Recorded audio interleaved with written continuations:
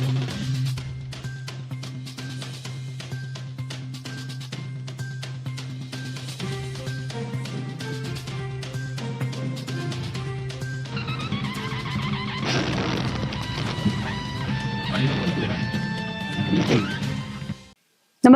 आपण पाहता हिरकणी न्यूज.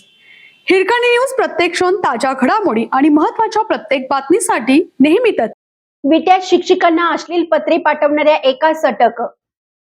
विटा येथील एका शाळेत शिक्षिका म्हणून काम करणाऱ्या महिलांना अश्लील पत्रे पाठवून व पोस्टर्स टाकून त्यांना विनयभंग केल्याप्रकरणी मुख्य संशयित दिलीप पंडितराव कुलकर्णी राहणार कडेगाव याला विटा पोलिसांनी बेड्या ठोकल्या आहेत. पोलिसांनी दिलेल्या माहितीनुसार कडेगाव येथील राहणारा संशयित दिलीप कुलकर्णी याने एका इंग्रजी माध्यमच्या शाळेत शिकणाऱ्या संबंधित शिक्षिका व इतर 4 महिला सहकाऱ्यांना त्यांच्या पत्त्यावर पोस्टाने अश्लील पत्रे पाठवून लज्जा उत्पन्न होईल असं कृत्य केलं होतं.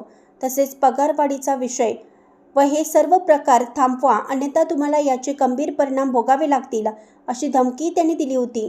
दरम्यान या प्रकरणी या शाळेतील 5 शिक्षकांनी थेट महिला आयोगाकडे तक्रार केली होती. यानंतर गुन्हा दाखल करण्यात आला होता. दरम्यानच्या काळात संबंधित दिलीप कुलकर्णी हा फरार होता.